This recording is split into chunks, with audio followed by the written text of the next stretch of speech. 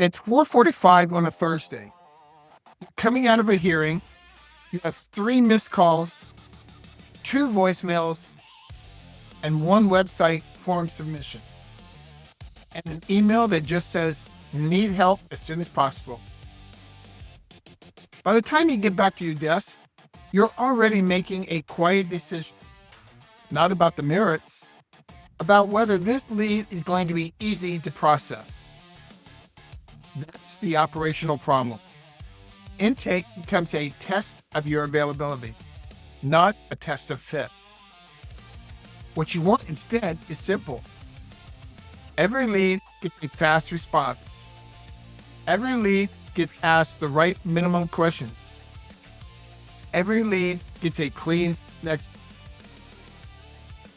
And your team sees the same structured summary every time, without retyping, without guessing, and without the client repeating themselves. I'm going to walk you through an automated intake flow that does that, using AI where it's strong. Organizing, normalizing, summarizing, routing, not practicing law. And as we go, listen for one transition point where most firms break automation. It's where context gets lost and the client gets asked the same questions twice. The fix is design, not more tools. Now, before you touch software, you need a clear finish line. In your firm, what does intake complete mean? Not, we talked. Not, we have a form. Intake is complete when you have enough reliable information to do one of 4 things. Schedule, request missing information, decline, or refer. That definition matters because automation will optimize whatever you define. If your finish line is vague, you'll build a fast system that produces unusable files. At the same time, decide what stays human, no matter what. Legal advice stays human. Strategy stays human. Nuanced eligibility calls stay human. Anything that depends on judgment, credibility, or risk tolerance stays human. AI can support those decisions. It cannot be the decision. Once the finish line is clear, you can think in stages. A lead comes in. You qualify it enough to route it. You trigger conflicts. You schedule or close the loop. You confirm expectations. And you create a record your team can act on. If you skip a stage, you'll feel it later as back and forth, stalled leads, or consults that should never have been booked. The next decision is the minimum viable intake. This is the smallest set of fields that lets you route correctly.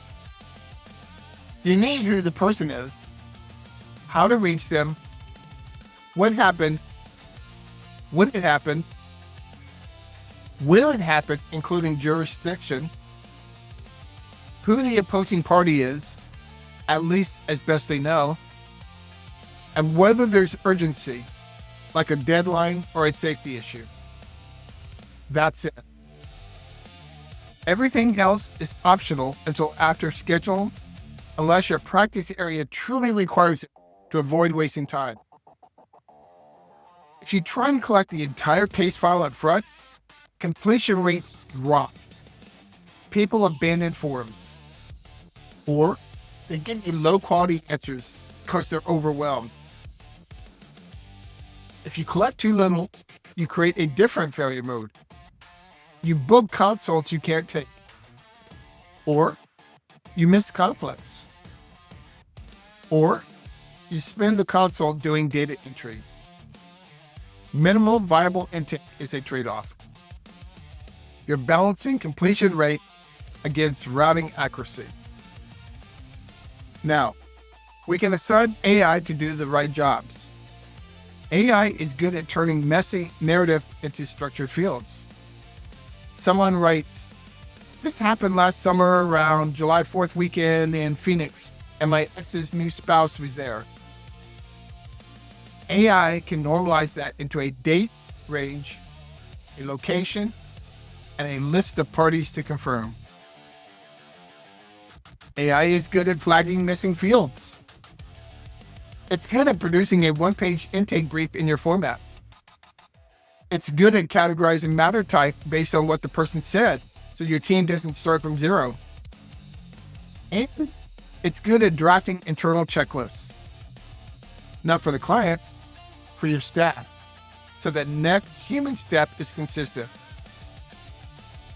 What AI should not do is decide whether you have a case, or whether that statue is run, or whether the facts meet an element, or whether you should file something. If you let AI decide, you'll eventually automate a mistake, and you won't notice until it's expensive. Before we build the flow, put guardrails in place. Your intake touchpoints need clear disclaimers. No attorney-client relationship is formed by submitting information. No legal advice is being provided. And you should be explicit about what happens next and when. You also need a data handling expectation. Where is this information stored? Who can access it? And what tools are processing it? And you need an escalation rule for high-risk inputs.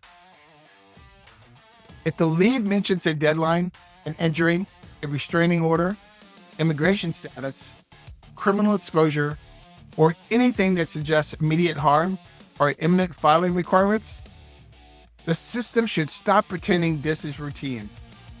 It should route to a human review queue fast. Now, let's build the actual flow. Start with lead capture. You want one consistent entry point, even if you accept multiple channels.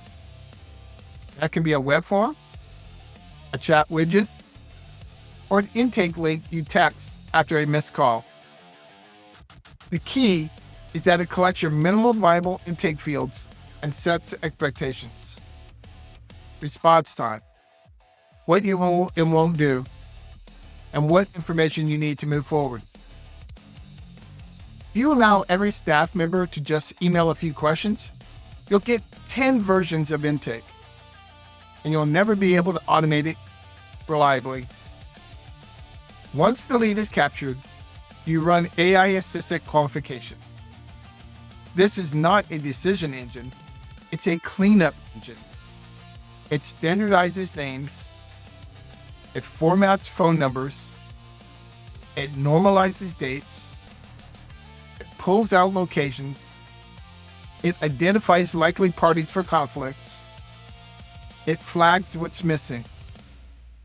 Then, it produces a one-page intake summary in your firm's format. Not a transcript, not a wall of text. A brief your team can scan in under a minute. Client identity and contact. Matter type. Key facts. Timeline. Jurisdiction. Opposing parties. Urgency flags. And open questions. Now, you route. Routing is where firms get tempted to overcomplicate things. Keep it rule-based and explicit. If jurisdiction is outside your footprint, it routes to decline or refer. If the matter type is not one you handle, it routes to decline or refer. If there's an urgency flag, it routes to human review before scheduling.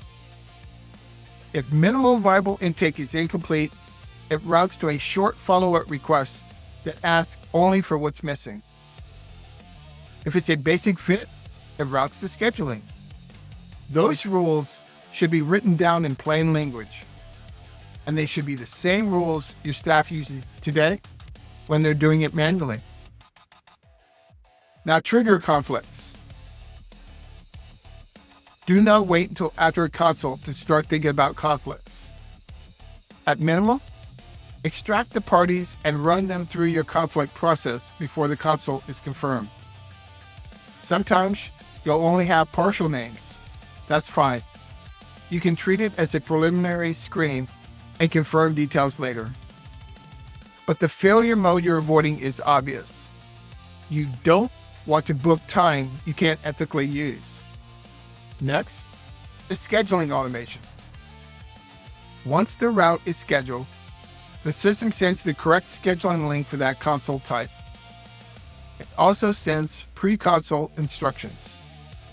What documents to bring, what to expect, whether there's a fee, how long it will take, and what happens if they don't confirm.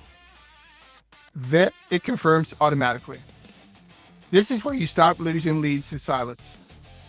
Not because you followed up harder, but because the system made the next step frictionless. After scheduling, create the internal record.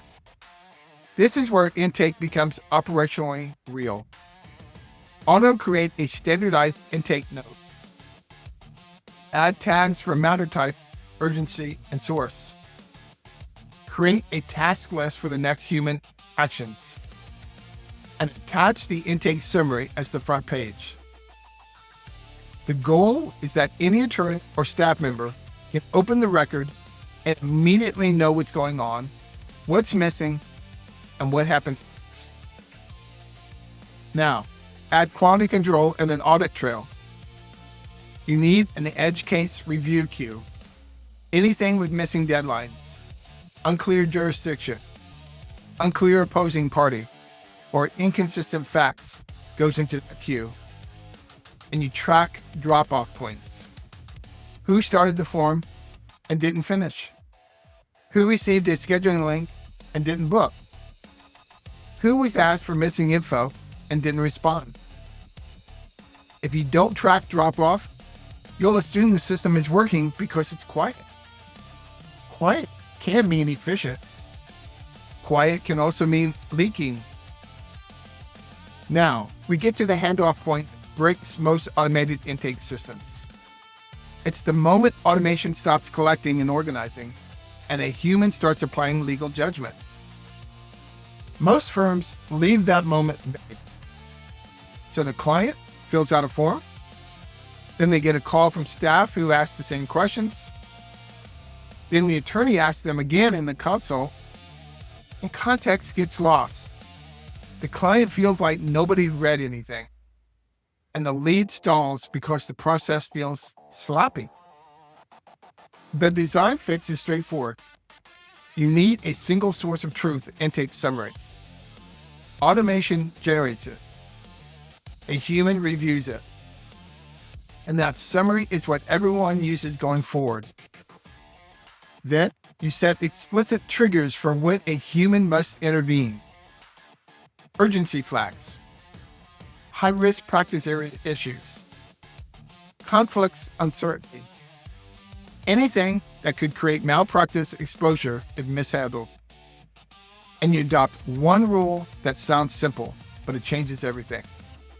The client is never asked to repeat information already captured. If something needs confirmation, you confirm it. You don't re-intake it. That's how you keep speed without losing trust. Before you turn any of this on, do a final sanity check. Are your stages defined in a way your team can follow without interpretation? Are your minimal viable intake fields locked, so you're not constantly changing the form and breaking the downstream automation? Is AI only organizing and summarizing with decisions reserved for humans? Are routing rules explicit, and do they match your actual acceptance criteria? Is the conflict trigger early enough to protect your calendar? Do edge cases escalate to a human review queue quickly? And is the handoff unambiguous, with one intake summary as the source of truth? If those answers are yes, you end up with intake that is fast, consistent, and defensible. If you want, comment your practice area and your single biggest intake bottleneck: missed calls, bad fit leads, incomplete info, too much back and forth, conflicts, scheduling, slow follow-up. I'll tell you the most useful first automation move for that specific situation.